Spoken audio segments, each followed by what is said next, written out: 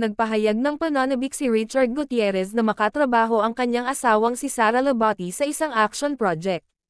Ito ay kasunod ng hindi inaasahang cameo ng aktres sa katatapos na pagtatapos ng kanyang ABS-CBN primetime show na The Iron Heart. Sa huling eksena, ang misteryosong karakter ni Sara ang nagtalaga ng bagong misyon sa Apollo ni Richard.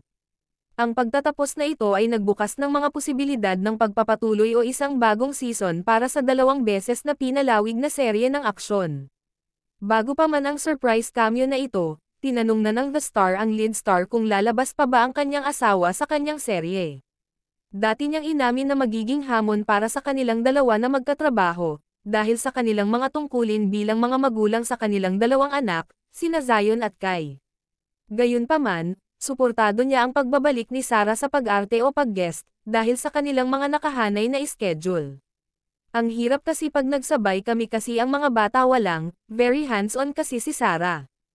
Actually, both of us but since I'm busy now, she has to take over and it's not easy taking care of 2 boys and then being a hands-on mom and ako wala. Syempre, maraming adjustments, sabi niya sa The Star noon.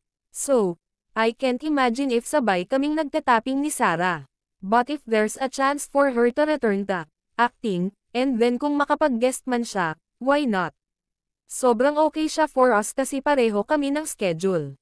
Sa isang post-MediaCon interview sa kanyang contract renewal sa ABS-CBN noong October 26, ibinunyag ni Richard kung ano ang naging dahilan upang sumang-ayon si Sara sa cameo dahil pinuri niya ang pagiging angkop nito sa action genre.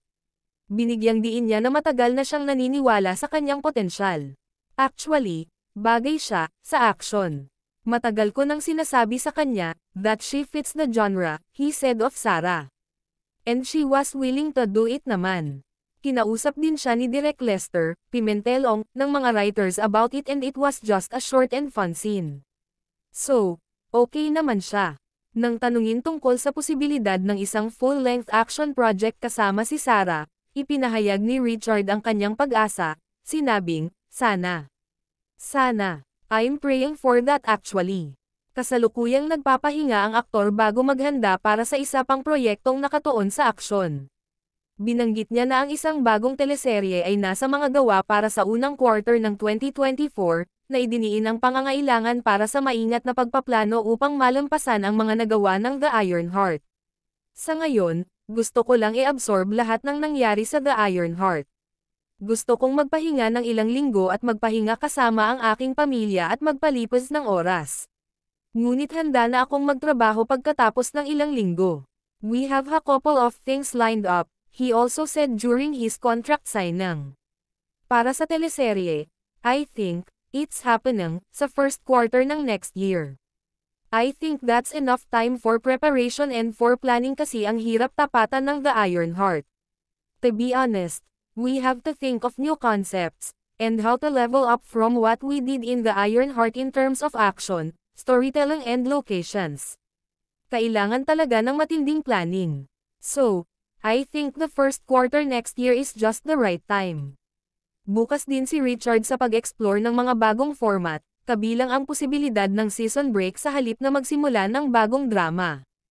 I'm very open din sa ganyan. Actually, yun ang pinag-usapan naming dalawa ni Direk Lester. Alam mo, ginagawa ito sa iba't ibang mga bansa, lalo na sa Hollywood. Hindi pa ito nagawa dito, kaya bakit hindi ikaw ang unang gumawa nito? Sinabi niya. Pero, as of now, we're still conceptualizing and we're still discussing what will happen in the next proyekto. Pero oo, tiyak, gusto kong makatrabaho ang parehong team sa likod ng The Iron Heart. Sa pagsisimula niya sa kanyang susunod na kabanata sa ABS-CBN, layunin ni Richard ang mas malaki at mas mahusay na serye ng aksyon at umaasa na makipagsapalaran sa mundo ng mga pelikula at pandaigdigang platform. Bukod pa rito, ipinahayag niya ang kanyang intensyon na palawakin ang kanyang paglahok sa produksyon, na posibleng kumuha ng papel ng isang executive producer. It's something that I'm working on, actually. I really wanna do something like that kasi halos ganyan ang involvement ko sa The Iron Heart. Pero I want to make it official and I think that's gonna be my natural growth as an actor and as an artist. So, yeah, that's my goal, sabi niya. Samantala, very happy and very thankful, si Richard na kahit natapos na ang show sa Philippine TV, kasalukuyan itong tinatamasa ang unexpected popularity sa Indonesia. Ipapalabas na ito sa Indonesian Free TV Channel ANTV sa Asian Drama Time slot nito at binansagan sa Bahasa Indonesia. Napansin niya ang mga komento sa Indonesian at nais niyang matutunan ang kanilang wika, bahasa, dahil dito. You know, nakakagulat at nakakatuwa kasi hindi namin ine-expect na ipapalabas kami sa Indonesia and all of a sudden, ang title ng show is Apollo, and pinapalabas siya ngayon, every single day, from Monday to Sunday. It started Monday to Friday, ngayon ginawa ng Monday to Sunday kasi nga naghihit siya ngayon sa Indonesia, he said. It's another blessing and I can't wait to visit Indonesia and thank the people there and meet the Indonesian fans.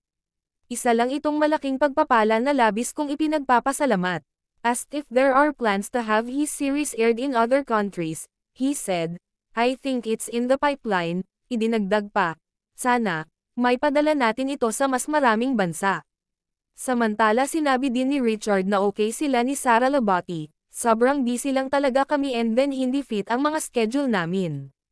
Kung mga ka-cheka anong masasabi nyo tungkol dito mag-comment lang sa baba and don't forget to subscribe.